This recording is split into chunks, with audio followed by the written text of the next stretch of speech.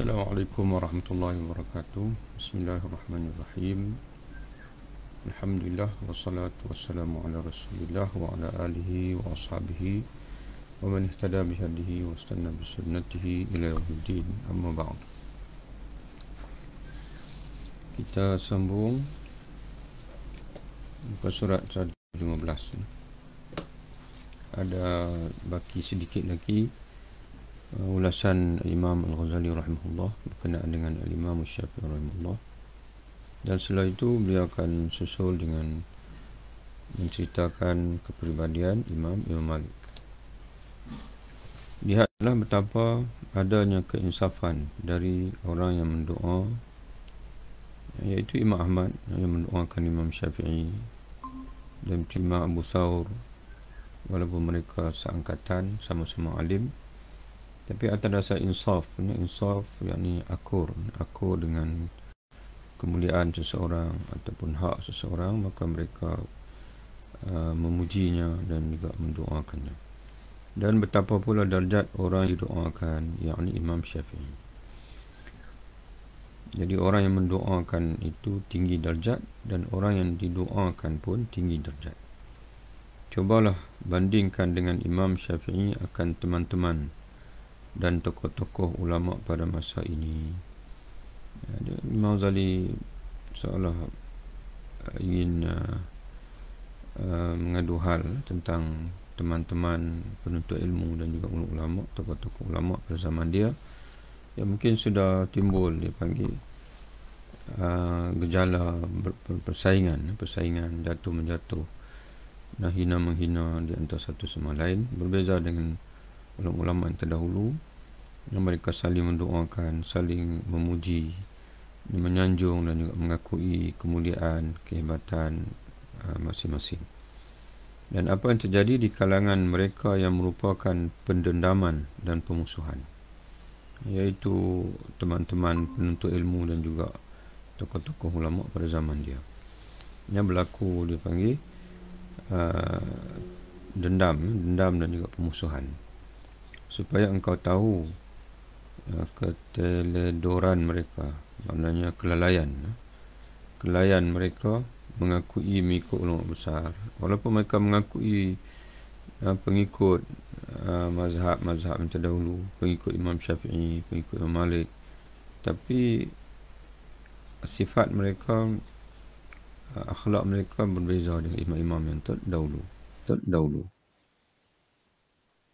Kerana banyaknya doa Imam Ahmad bin Hanbal kepada Imam Syafi'i, lalu bertanyalah anaknya, ini anak Imam Ahmad, kepada Imam Ahmad, orang mana Asy-Syafi'i itu? Sampai ayah mendoa semua doa ini. Maknanya siapa Syafi'i itu? Ataupun kalau kita kata bahasa kita ni, setara mana Imam Syafi'i itu, sehingga kan semua doa ayah berikan kepada Imam Syafi'i. Mana tidak pernah lupa mendoakan Imam Syafi'i. Hebat sangat Imam Syafi'i itu. Lalu Imam Ahmad menjawab pada anak dia. Maka menjawab Imam Ahmad bin Hanbal, wahai anakku, Imam Syafi'i itu adalah seumpama matahari bagi dunia. Seumpama matahari bagi dunia. Dan kesihatan bagi manusia. Ini kena tambah sikitlah, kesihatan yang memberi kesihatan kepada manusia. Al-afiyatu lil insan. Umpama penawar atau ubat bagi sekalian manusia. Jadi menggambarkan bahawa kewujudan Imam Syafi'i itu memberi sinar dan juga memberi kesembuhan kepada jiwa manusia. Sebab itu Imam Ahmad bin Hanbal, sebagai penghargaan dia, sebagai membalas jasa bagi jasa-jasa Imam Syafi'i, maka beliau balas dengan doa. Lihatlah, adakah bagi dua perumpamaan tadi orang yang dapat menggantikannya, iaitu matahari. Kalau dah Imam Syafi'i itu ibarat matahari dan juga ibarat penawar, memberi kesihatan, maka tidak ada yang dapat menggantikannya di sudut ketukuhannya itu. Mana di kalangan awliya Allah lah, adapun di kalangan para anbiya Sebelum kita sedia maklum, tidak ada mana-mana insan yang dapat melepasi martabat para Nabi. Hatta malaikat sini pun tak boleh melepasi martabat para anbiya. Apatah lagi Nabi kita Muhammad sallallahu alaihi wasallam. Imam Ahmad pernah berkata, tiada seorang pun menyentuh botol tinta dengan tangannya, melainkan ada jasa Imam Syafi'i padanya. Ya, tidak ada alim yang menulis, melainkan pasti sebahagian daripada tulisannya itu adalah ilmu yang datang daripada Imam Syafi'i rahimahullah. Berkata Yahya bin Sa'id Al-Qattan. Yahya bin Sa'id Al-Qattan ini seorang muhaddisin, salah seorang muhaddis Al-Hafiz yang banyak menghafal hadis, dan Ahadul A'lam, seorang tokoh besar, dan mengambil ilmu daripada dia Imam Ahmad, Ibnu Ma'in, ulama hadis yang hebat, Ibnu Al-Madini. Beliau wafat tahun 198 Hijrah. Jadi merupakan guru kepada Imam Ahmad, dan juga mungkin murid pada Imam Syafi'i lah. Karena di sini dia pernah memuji Imam Syafi'i. Kata dia, tidak pernah aku bersalat selama 40 tahun yang tidak aku berdoa di dalamnya kepada Imam Syafi'i. Kerana Allah Azza wa Jalla telah membuka ilmu baginya dan memberinya taufik kepada jalan yang benar. Dan Imam, sebagaimana kita sedia maklum, Imam Syafi'i rahimahullah ini dia merupakan orang yang mengasaskan ilmu usul fiqh. Usul fiqh ini merupakan satu ilmu yang menjadi garis panduan untuk mengelak manusia tersilap dalam memahami Al-Quran dan juga hadis Nabi SAW, ataupun dalam bahasa lain, ilmu untuk mengistinbat. Istinbat ni mengeluarkan hukum daripada nas Al-Quran dan hadis dengan istinbat yang benar. Tidak lari daripada konteks ayat ataupun maksud ayat. Jadi sebab itu para ulama menghargai jasa Imam Syafi'i atas atas taufik yang Allah Ta'ala berikan kepada dia, itu menunjuk jalan kepada ulama selepas dia untuk menunjuk jalan kaedah-kaedah atau usul untuk memahami Al-Quran dan hadis dengan benar. Kiranya kita cukupkan sekian mengenai hal ehwal Imam Syafi'i, kerana banyaknya tidak terhingga. Yang kata Imam Al-Ghazali, kalau nak baca lagi banyaklah tak terhingga. Sebahagian besar dari perjalanan hidup Imam Syafi'i ini kami salin dari kitab biografinya, kayak karangan Syekh Nasr bin Ibrahim Al-Maqdisi.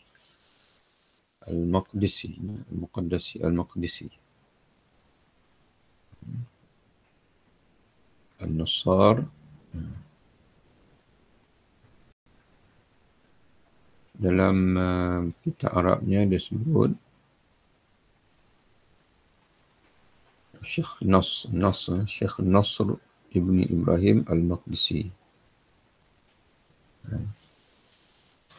Kemudian kiranya Allah meridai Imam Syafi'i dan seluruh kaum muslimin. Adapun Imam Malik rahimahullah, maka beliau pun berpakaian dengan yang 5 perkara itu. Ini masuk cerita Imam Malik pula. Jadi kata Imam Al-Ghazali rahimahullah, Imam Malik pun sama juga macam Imam Syafi'i. Dari segi senior, Imam Malik dululah. Kerana Imam Malik ni adalah guru Imam Syafi'i. Imam Malik wafat tahun 179 Hijrah. Imam Syafi'i wafat tahun 204 Hijrah. Tapi oleh kerana meraihkan dari segi Imam Al-Ghazali ini, dia mazhab Syafi'i, maka dia mendahulukan Imam Syafi'i atas dasar keutamaan dari sudut, dipanggil dari sudut jasa lah, bukan dari sudut umur. Kerana dia imam mazhab kita. Jadi kata Imam Syafi'i, Imam Malik pun sama juga berpakaian dengan yang 5 perkara itu. Iaitu zuhud, iaitu abid, ahli ibadat, zuhud, tidak mementingkan dunia. Yang tiganya alim bi ulumil akhirah, alim dengan ilmu akhirat, bukan ilmu fiqh saja. Wa faqihan fi masalil khalq fi dunia, memahami kemaslahatan makhluk di dunia, ilmu apa yang diperlukan oleh makhluk, tidak menyibukkan makhluk dengan ilmu-ilmu yang kurang penting dengan meninggalkan ilmu yang penting. Wa muridan bi fiqhi wajh Allah, dan dalam penghuraian fiqh, dalam pengajian ilmu fiqh, mereka tidak menghendaki melainkan keridaan Allah Subhanahu wa taala, bukan untuk menunjuk ilmu dan sebagainya ataupun untuk berdebat menewaskan lawan semata-mata. Pernah orang bertanya kepadanya, ini kepada Imam Malik, tentang menuntut ilmu. Apakah yang hendak Tuhan katakan tentang menuntut ilmu? Lalu menjawab Imam Malik, bagus, baik. Kata Imam Malik, ya, menuntut ilmu itu bagus, baik. Tetapi, kata dia, perhatikanlah apa yang harus ini maknanya yang mesti, yang wajib engkau lakukan dari pagi sampai petang, maka perlukanlah pekerjaan itu. Ini tuan-tuan sekalian kena pindah sikit, buat hasiah sikit. Kerana dalam bahasa Arabnya, kata Imam Malik, dan teks Arabnya, bila ditanya, apa pendapat kamu tentang menuntut ilmu? Sejauh mana menuntut ilmu itu suatu yang perlu ataupun suatu yang dituntut di syarak? Kata dia, hasanun jamilun. Menuntut ilmu itu benda yang baik, elok, dia kata. Tapi dengan syarat, dia kata, unzur ila alladhi yulzimuka min hina tusbihu ila hina tumsi falzamhu. Tapi kamu hendaklah perhatikan, apakah amalan yang wajib engkau laksanakan dari pagi sampai petang. Falzamhu, kemudian kamu lazimilah mencari ilmu tentang amalan-amalan itu. Mencari ilmu tentang amalan tersebut. Jadi bukan saja mengaji sonok-sonok begitu, tidak. Pelajari apa yang seharusnya kita buat. Apa yang seharusnya, apa yang wajib kita laksanakan dalam seharian kita itu. Maka tuntut ilmu itu. Imam Malik radhiyallahu anhu sangat memuliakan ilmu agama. Khususnya ilmu hadis. Kerana Imam Malik ini, dia karyanya Al-Muwatta', iaitu himpunan hadis dan juga asar as-sahabah. Sehingga apabila dia bermaksud meriwayatkan hadis, mana dia maksud mana dia ingin, setiap kali dia ingin meriwayatkan hadis, maka lebih dahulu ia mengambil wuduk dan duduk di tempat duduknya dan menyisirkan janggutnya, makna dia rapikan diri dia, yang memakai bau-bauan serta duduk dengan tenang, duduk dengan tenang.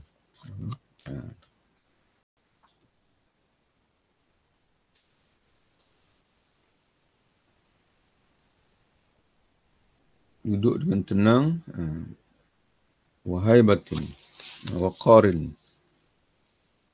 Waqarin, itu tenanglah. Wahai batin, dan dia dan bersikap. Ini dia ada terjemahan jatuh. Dan di bahasa Arab disebut wahai batin, haibah. Haibah ni makna penuh kemuliaan. Dalam keadaan haibah, maknanya tidak merendah-rendahkan. Dalam keadaan mentakzimkan, memuliakan apa yang hendak dia sampaikan. Okey. Duduk dengan tenang dan juga penuh dengan haibah, dia panggil, keterampilan dia panggil. Kerana apa yang ingin disampaikan itu satu yang mulia. Maka barulah beliau meriwayatkan hadis itu.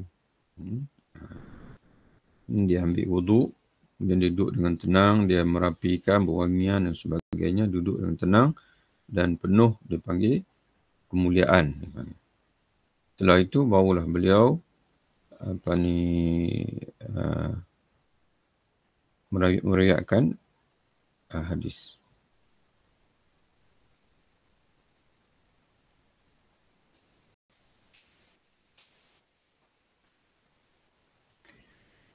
Kerana cara yang demikiannya itu, maka orang bertanya kepadanya. Lalu ia menjawab, aku suka membesarkan hadis Rasulullah. Kerana hadis Nabi tak pernah pesan, bila kamu nak sampaikan apa-apa daripada aku, ambil wudu, bersiap-siap. Nabi tak pernah pesan gitu. Tapi Imam Malik buat begitu bila ditanya, kenapa perlu kau bersusah payah begitu? Kata dia, kerana aku ingin membesarkan hadis Rasulullah SAW. Berkata Imam Malik radhiyallahu anhu, ilmu itu nur yang diberikan oleh Allah menurut kehendaknya, dan tidaklah ilmu itu dengan banyak cerita, makna banyak riwayat. Itu tulis itulah banyak riwayat. Bukanlah ilmu itu, kata Imam Malik, dengan banyaknya, walaisa bikathratir riwayah, yang bukan banyak menakalkan. Orang itu kata begini, orang ini kata begini, khilaf itu, khilaf ini, qaul sana, qaul sini, bukan sekadar itu. Tapi ilmu itu adalah cahaya yang diberikan oleh Allah dan kepada orang yang Allah Ta'ala kehendaki, menurut kehendaknya. Jadi sebab itu, tuan-tuan sekalian, kita perlu bezakan di antara dua. Ilmu dan maklumat. Ilmu lain, maklumat lain pula. Mungkin kita banyak maklumat, tapi ilmu sedikit.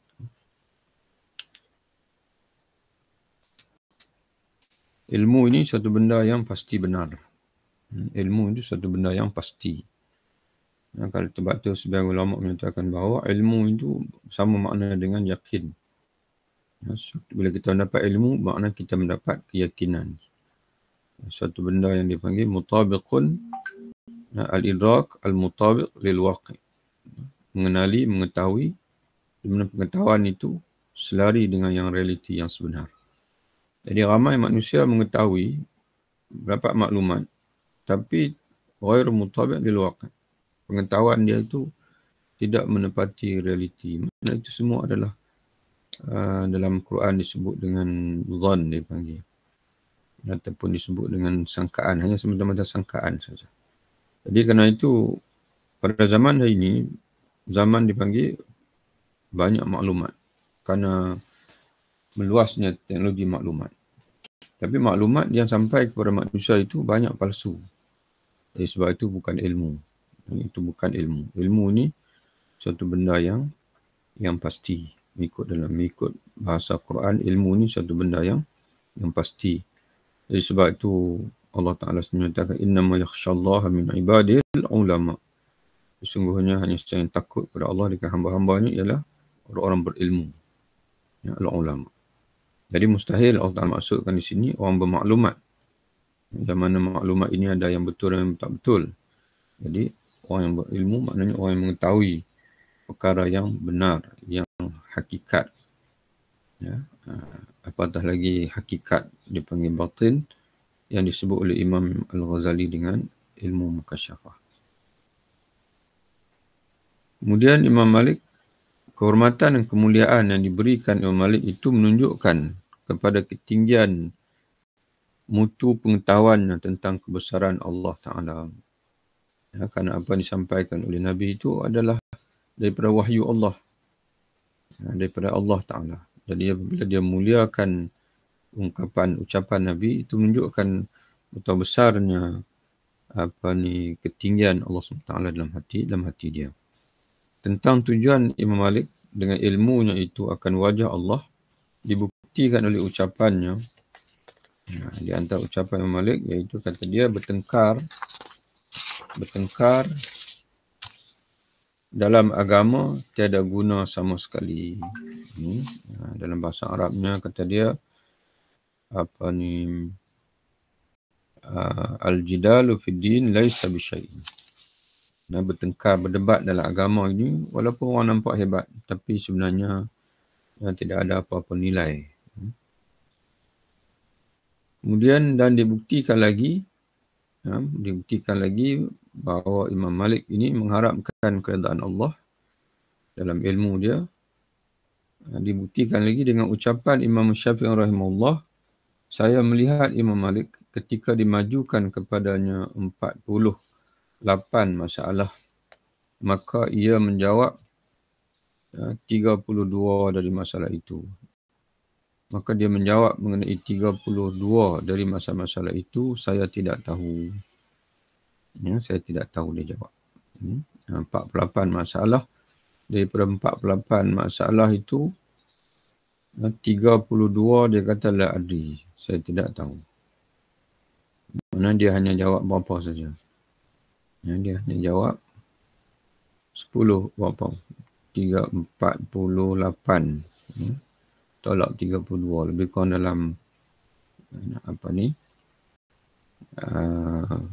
berapa masalah sajalah dia jawab. Yang 32 masalah, dia menjawab la adri. Lebih kurang dalam 16 soalan saja dia. 16 jawapan. 16 soalan saja dia jawab. Jadi begitu juga Abdullah, sahabat Nabi Abdullah bin Umar, ditanya 10 soalan, dijawabnya 1 saja. 9 dia tak jawab. Dia kata la adri, saya tidak tahu. Tanyalah orang lain. Orang yang bertujuan dengan ilmunya bukan wajah Allah, tentu tidak bersedia mengaku tidak tahu. Kerana tuan-tuan sekalian, bagaimana para ulama yang lain menyebutkan ajra'ukum 'alal futiyah, ajra'ukum 'alan nar. Orang yang paling berani di kalangan kamu memberi fatwa, maka dia adalah orang yang paling berani untuk masuk neraka. Kerana silap dalam agama ini makna kita melakukan pembohongan terhadap Allah Ta'ala. Jadi sebab itu ulama-ulama dulu mereka sangat ihtiyat, termasuk sahabat-sahabat Nabi.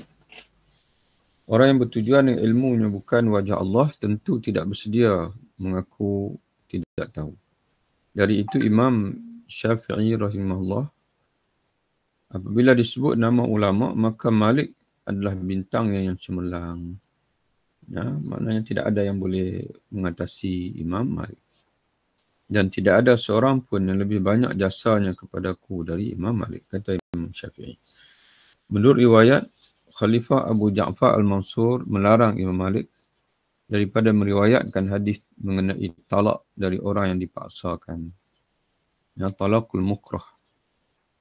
Talakul mukrah, jumhur ulama termasuk Imam Malik, Imam Syafi'i, Imam Ahmad memfatwakan talak mukrah, talak yang dilafazkan oleh orang yang dipaksa. Tidak jatuh talak. Tidak jatuh talak. Mana tidak sah talak itu. Tapi Imam Abu Hanifah memfatwakan talak mukrah ini jatuh. Talak mukrah ini, talak asalkan seorang tidak melafazkan ucapan talak walaupun dengan dipaksa, maka wuqu'ut talak. Talak itu terjadi. Maka berlaku khilaf di kalangan para ulama ini menyebabkan orang yang taksub kepada mazhab Hanafi, maka mereka asal-asal timbul taksub, itulah berlaku peristiwa ini.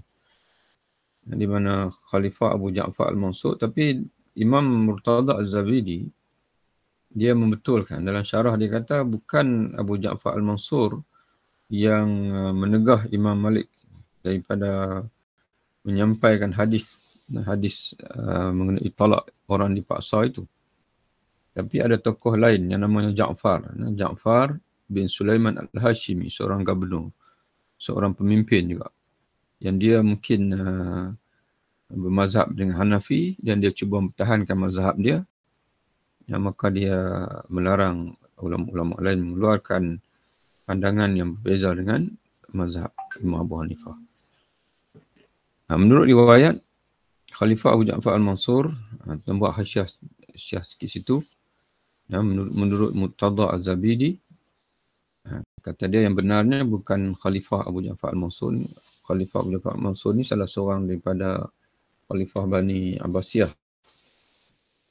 Yang benarnya ialah seorang bernama Ja'far bin Sulaiman al-Hashimi.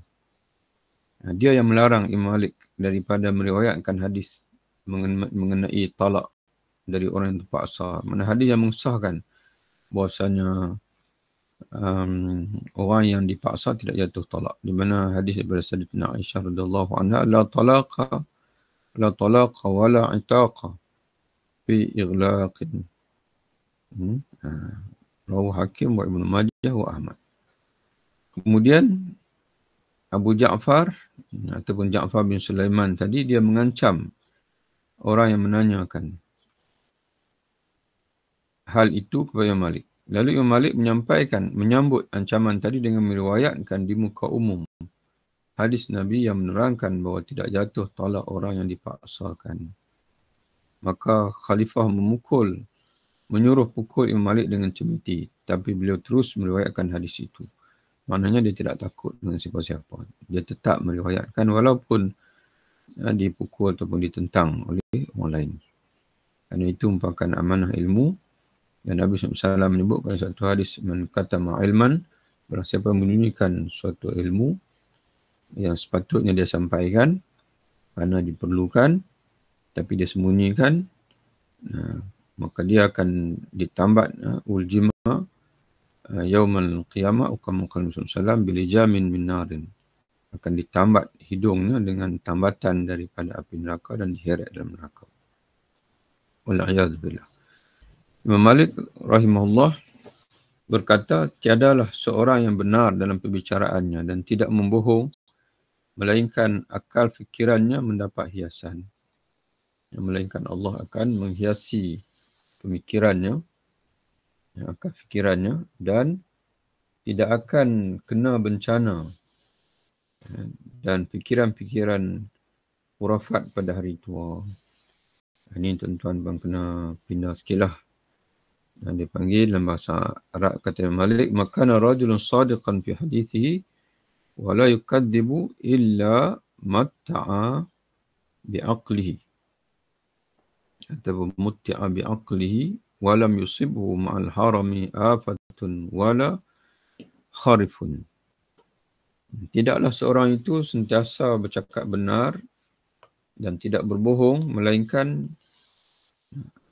mutti'a bi'aqlihi. Allah Ta'ala akan beri anugerah kepadanya dengan akalnya. Allah akan beri anugerah. Dia akan mencapai ketinggian, akan mencapai kemuliaan dengan akalnya. Mana akalnya itu Allah Ta'ala akan menjadikan dia dapat manfaatkan akalnya dengan sebaiknya. Walam yusibu, dan dia tidak akan ditimpa ma'al harami ketika tua, afatun sebarang bencana, wala kharifun dan nyanyuk. Kharifun ni adalah fasal aql, nyanyuk. Diterjemah khurafat di sini pada akal. Itu tuan boleh buat sikit nota situ. Maka dia di usia tua nanti Allah Ta'ala akan pelihara dia dan dia tidak akan nyanyuk. Tapi dengan syarat ketika dia sentiasa bercakap benar.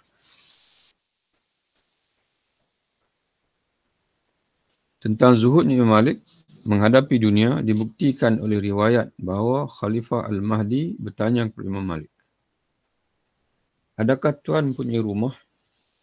Tidak ada, jawab Imam Malik. Tetapi dapat aku terangkan bahawa pernah mendengar Rabi'ah bin Abi Abdurrahman.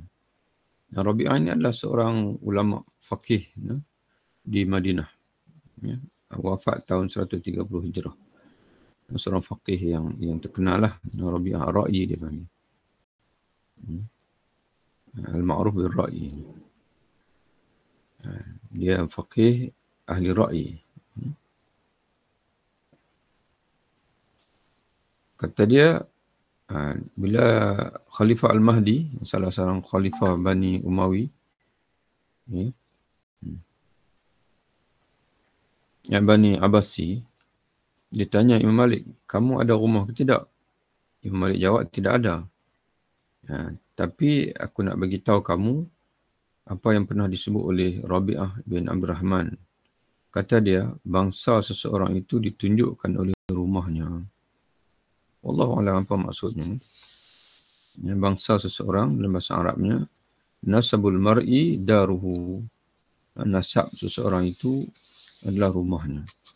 Jadi wallahu a'lam mungkin maksudnya ialah kalau nak tengok macam mana seorang itu, tengok rumah dia. Wallahu a'lam mungkin dah. Khalifah Harun Ar-Rasyid bertanya kepada Imam Malik, adakah tuan punya rumah? Tidak ada jawabnya.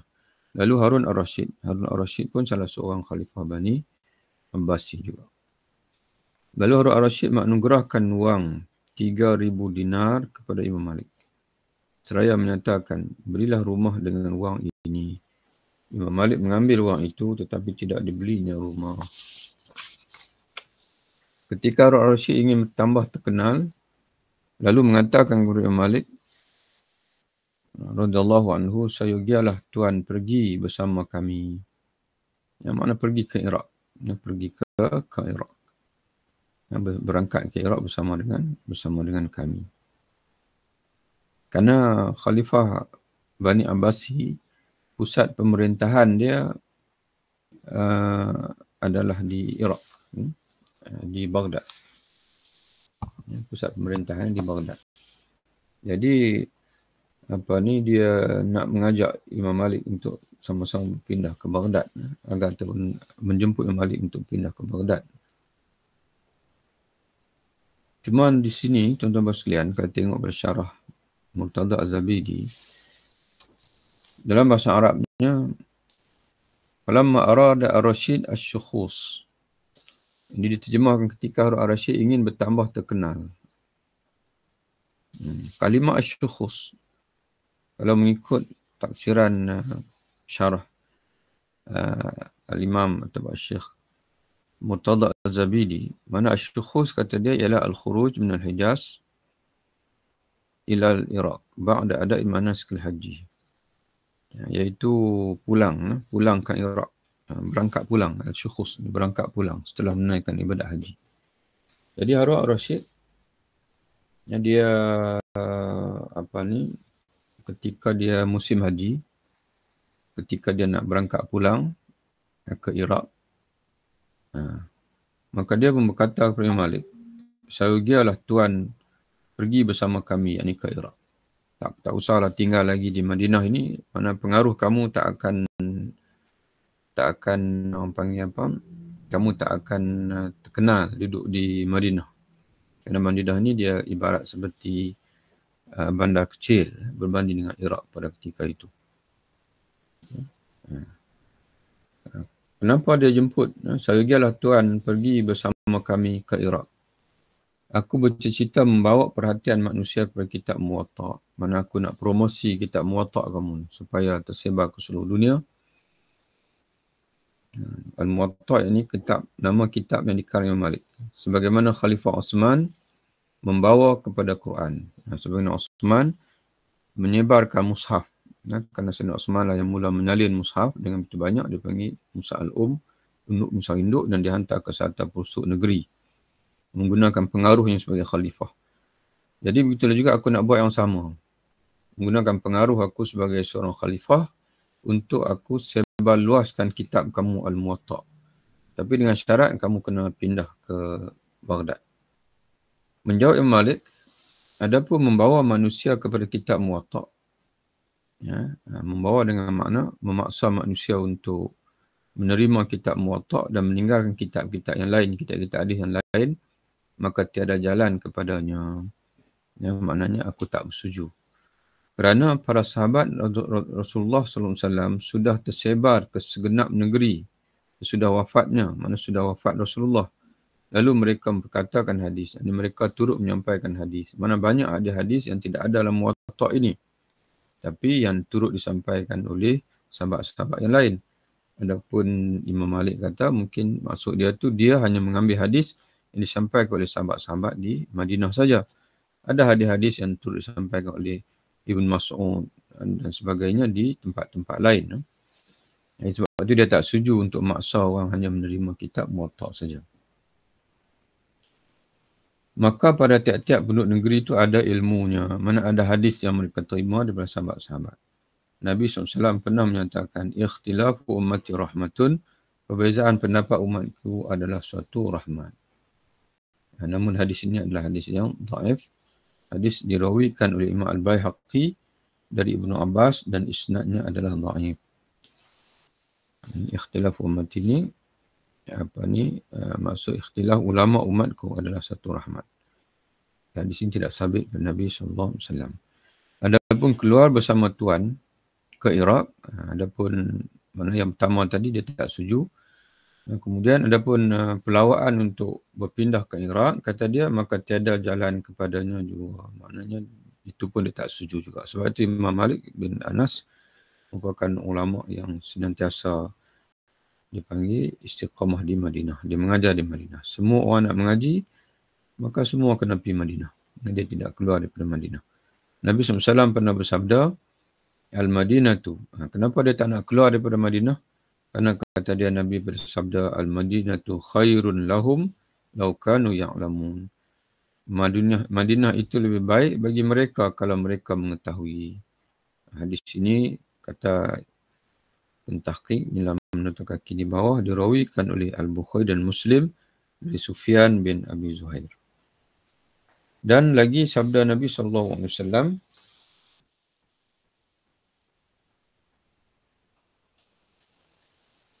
Al-Madinatu tanfi khabathaha kama yanfil kiru khabathal hadid. Madinah itu menghilangkan kotorannya, menyingkirkan kotorannya seperti mana penempaan. Tuan-tuan dan puan tulis itu. Tukang tempa, tukang besi. Yang menyingkirkan kotoran besi. Tukang besi ini dia akan tiup. Bila besi itu, biji besi dileburkan, dipanggil. Bila dah dilebur, maka dia akan tiup. Tukang besi ini dia akan tiup buih-buih di atas tu ataupun kekotoran-kekotoran yang timbul di lapisan atas leburan besi itu untuk disingkirkan. Supaya yang tinggal itu hanyalah semata-mata dipanggil besi saja ataupun logam yang dikendaki saja. Jadi begitulah juga Madinah ni. Madinah itu sendiri dia akan buang, akan sisihkan kekotoran-kotorannya. Termasuk orang yang duduk di Madinah itu akan dipanggil apa? Akan kekotoran-kekotoran mereka, dosa-dosa mereka, wallahu alam, mungkin maksud itulah ya. Dia akan bersih ya. Dibersihkan oleh Madinah itu sendiri. Ini maknanya makna yang tepat ni, mana perlu dirujuk pada syarah hadis. Inilah dinarmu seperti adanya. Dia pun pulangkan balik dinar yang diberikan oleh Khalifah Ar-Rashid tadi. Inilah dinarmu seperti adanya, mana aku tak usik langsung. Kalau kamu mau, maka ambillah dia. Dan kalau kamu tak mau, maka tinggallah dia. Yakni sekiranya engkau maksa aku sebab berpisah dengan kota Madinah, maka tidak dapat engkau buat demikian kepadaku. Aku tidak dapat memilih dunia dari Madinah Rasulullah SAW. Begitulah zuhudnya Imam Malik pada dunia. Sewaktu dibawa kepadanya harta yang banyak dari beberapa sudut dunia untuk perkembangan ilmunya dan teman-temannya, ya, maka dibahagi-bahagikan wang itu kepada jalan kebajikan. Kemurahan hatinya menunjukkan betapa zuhudnya dan sedikit cintanya kepada dunia. Zuhud sebetulnya bukan ketiadaan harta, tapi zuhud ialah kosongnya hati dari harta itu. Ini konsep zuhud. Zuhud ni bukan makna tidak ada harta. Ya, kerana Imam Ghazali kata Nabi Sulaiman pun salah seorang yang zuhud dalam pemerintahannya, walaupun dia dikurniakan, dia panggil kerajaan yang luas. Ya, tapi dia adakah dia tidak zuhud? Bila dia memiliki kerajaan yang luas, memiliki istana dan sebagainya, tidak. Nah, zuhud ni bukan ketiadaan harta, kata Imam Ghazali, tapi zuhud itu ialah kosongnya hati dari harta itu. Maknanya harta berada dalam genggaman, bukan berada dalam hati. Jadi sebab itu orang yang zuhud ini, dia suka bantu orang lain. Dengan harta yang dia ada itu, kalau banyak harta, maka banyaklah dia bantu orang lain. Dibuktikan betapa hina pandangan Malik pada dunia oleh suatu riwayat dari Imam Syafi'i, bahawa Imam Syafi'i menerangkan, aku melihat pada pintu tempat tinggal Imam Malik seekor kuda Khurasan. Namanya Misr. Aku belum pernah melihat kuda cantik itu. Lalu aku menyatakan kepadanya, alangkah cantiknya kuda ini. Imam Syafi'i puji kuda yang berada di depan pintu rumah Imam Malik itu. Maka beliau menjawab. Imam Malik menjawab, kuda ini hadiahku kepadamu, wahai ayah Abdullah, Aba Abdullah. Panggilan bagi Imam Syafi'i. Jadi bila Imam Syafi'i puji kuda itu, dia pun kata, sekarang ni Aku hadiahkan kuda itu kepada kamu. Maka aku, yang Imam Syafi'i menjawab, biarlah kuda itu untuk tuan hamba. Menjadi kuda tunggangan tuan hamba sendiri. Tak usahlah hadiah padaku. Imam Malik menyambung, aku malu kepada Allah dan memijak tanah dengan kuku kuda. Sebaiknya tuan pindah dengan ladam kuda, di mana di dalamnya dikuburkan Nabi Allah sallallahu alaihi wasallam. Mana kuda itu ditambak depan tu dia tak naik. Sebab apa dia tak naik? Kerana dia kata aku malu nak menaiki kuda, dia lalu kuda ini memijak bumi Madinah, yang mana bumi Madinah ni dan bersemadi di bawahnya Nabi sallallahu alaihi wasallam. Lihatlah betapa kemurahan hati Imam Malik dengan menyerahkan semuanya itu, mana semua dinar yang didapat daripada Harun Rashid tadi, sekaligus kepada kebajikan, dan betapa penghormatan, lihatlah betapa penghormatannya kepada tanah Madinah, kerana di tanah itu bersemadinya, dalam tanah Madinah itu bersemadinya jasad Nabi SAW, maka sebab itu dia tak nak naik kuda ni, kerana dia malu dengan Rasulullah, atau merasakan seolah macam dia menghina jasad Rasulullah SAW.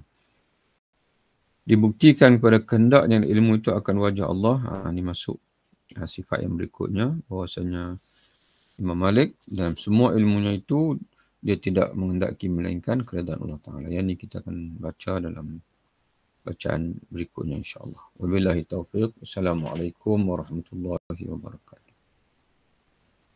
InsyaAllah kita jumpa lagi nanti. Salam, terima kasih Ustaz. Ya, sama-sama insyaAllah.